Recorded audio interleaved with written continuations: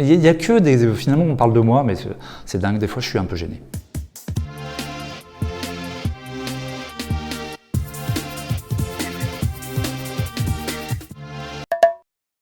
Où sommes-nous? Eh bien, nous sommes à La Rochelle, à l'intérieur de la galerie Fleuriot. Art ou histoire? Eh bien, les deux, mon général, puisque moi, je suis à la fois un artiste, mais passionné d'histoire, et qui a fait finalement de l'histoire un peu son fonds de commerce, ou disons sa matière à dialogue avec mon langage artistique. Pourquoi mêler l'histoire à des œuvres contemporaines? Et bah parce que, alors le thème de cette année, c'est un monde d'échange, et je trouve que justement ça se prête bien aussi à cet échange-là, c'est-à-dire que nous, dans nos vies, on est sans arrêt en train de se questionner sur notre propre histoire, sur l'histoire plus générale qui font que on est ce qu'on est, et que le monde va comme il va. Et l'art, pardon, est un vecteur aussi d'interrogation. Donc mêler les deux, finalement, ça a beaucoup de sens.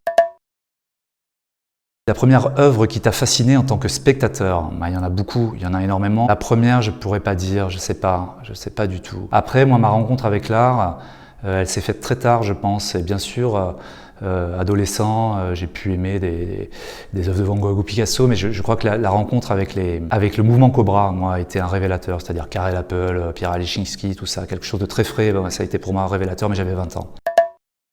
Le flux et le reflux, ça veut dire quoi? Le flux et le reflux, c'est la manière dont j'ai choisi de répondre à la thématique proposée par le Printemps cette année, un monde d'échange, et en partant de l'idée justement de revenir sur l'histoire de La Rochelle et le fait que notre histoire à nous, à La Rochelle, s'est écrite en prenant la mer, hein, au rythme des marées, dans le flux et le reflux donc des départs et des arrivées.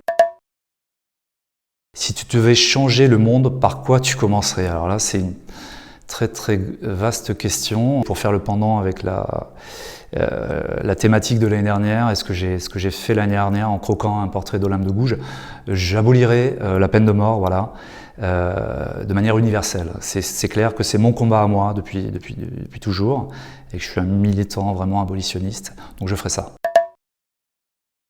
Complète cette phrase, un monde d'échange est un monde, alors un monde qui change, puisque je l'ai lu et entendu, mais c'est un monde qui reste vivable. Voilà. Je pense que sans échange, évidemment, que ce soit entre des hommes, des femmes et surtout des cultures qu'on ne connaît pas, c'est un monde qui périclite et qui s'ostracise et qui est pas grand-chose en fait. Peux-tu nous parler de ta future œuvre? Oui, ce sont des nénuphars géants qui vont prendre place sur la Sèvre niortaise pour l'été. Quel genre d'artiste es-tu? Alors, un artiste super sympa, quelqu'un de vraiment, mais vraiment sympa. L'œuvre que tu as eu le plus de plaisir à réaliser? Je pense Igor pour les retours que ça m'a apporté, parce qu'on était en période de pandémie, de Covid, et que les retours sur Igor ont été assez fracassants parce que voilà, ça a fait du bien à tout le monde, et on me l'a dit, et j'étais content de ça. La rencontre artistique qui a marqué ta carrière, je vais dire Marc Corollaire.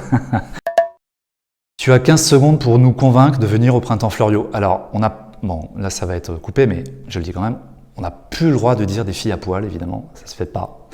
Mais il y en aura plein, c'est ça, il y en a, et puis des mecs à poil aussi, c'est ça.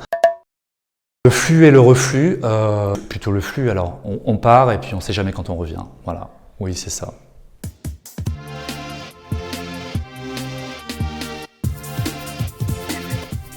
On en refait une ou pas?